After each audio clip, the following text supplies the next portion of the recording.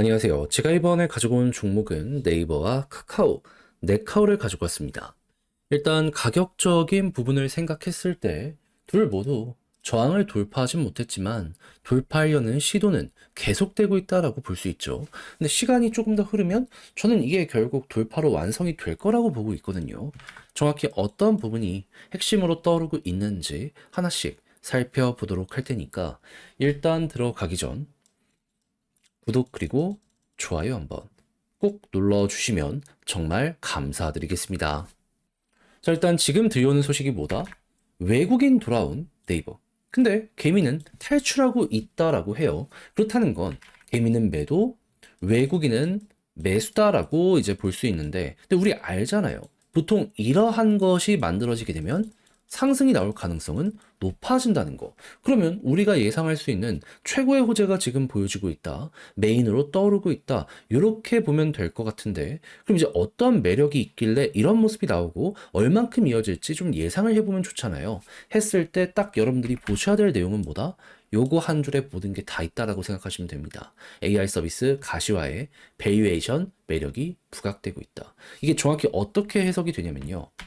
자, 일단 그동안 네이버와 카카오 같은 경우에는 이 가지고 있는 영업이익 실적 대비 시가총액이 되게 높았습니다. 그럴 수 있었던 이유는 성장성이 있다 보니까는 성장주로 분류가 돼서 미래 배율을 끌고 오고 있다 보니까는 이만큼의 시가총액이 찍힐 수가 있었던 거거든요. 자, 그런데 최근에 여기에 조금 스크래치가 나다 보니까 그만큼 주가도 빠졌었잖아요. 근데 AI 서비스 가시화가 보여지게 된다? 그 꺾였던 성장성이 다시 머리가 들릴 가능성이 높지 않겠습니까? 그러니까 그만큼 주가가 올라가게 되었다는 걸 첫 번째로 생각할 수 있는 거고요. 밸류에이션 매력 부각, 실적 대비 가격이 떨어지고 있다. 요게 좋아지는 가운데 지금 어느 정도 괜찮은 매출과 영업이익을 내다 보니까는 요것 역시 사람들에게 매력적으로 다가가게 되었다. 요렇게 볼 수 있는 것이죠. 그랬을 때 요 실적을 견인했던 두 가지 핵심은 뭐다?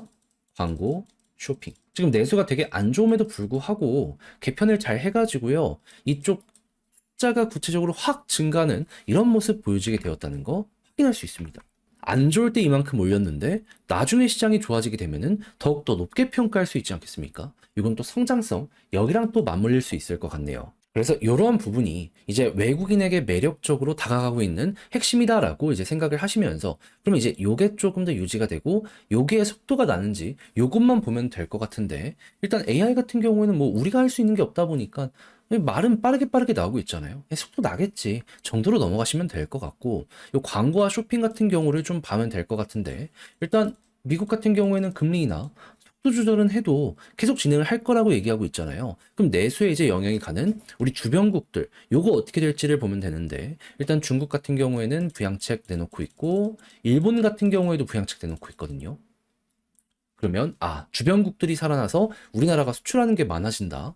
경쟁력이 생긴다. 그럼 묶였던 자금들이 조금씩 풀리기 시작했구나. 요 정도로 여러분들 연결해서 생각하시면 될 것 같습니다. 그러니까 일본과 중국까지도 지금 좋은 소식이 들려오고 있는 상황이기 때문에 이게 크게 막 틀어지거나 그런 게 아니라면 광고 쇼핑은 앞으로 더욱더 좋아지면 좋아지지 나빠지진 않을 테니까 네이버 카카오 외국인 돌아오는 거 계속 이어지는 거 묶어서 생각하자 이렇게 마무리 지으면 된다라는 겁니다. 그럼 이제부터 여러분들은 어떻게 봐야 된다? 자연스럽게 수급 좋다? 관련 내용에 대한 후속이 좋다? 편안하게 접근하시면 되는 거예요. 그랬을 때 카카오 같은 경우에도 기관 사는 걸 넘어서 외국인 조금씩 들어오고 있고 네이버 같은 경우에도 안 멈추고 사고 있잖아요. 홀딩 하세요. 그리고 이렇게 힘이 모이고 모이다 보면 위에 있는 저항 정도는 어느 순간 훅 하고 돌파가 될 거거든요. 그럼 이제 어디까지 갈지 요걸 생각하시면 될 것 같은데 일단 이거는 역사적으로 많이 검증된 패턴이죠. 일단은 가면은 박스권 상단까지 가겠죠. 계속 여기서 맞고 떨어졌잖아요.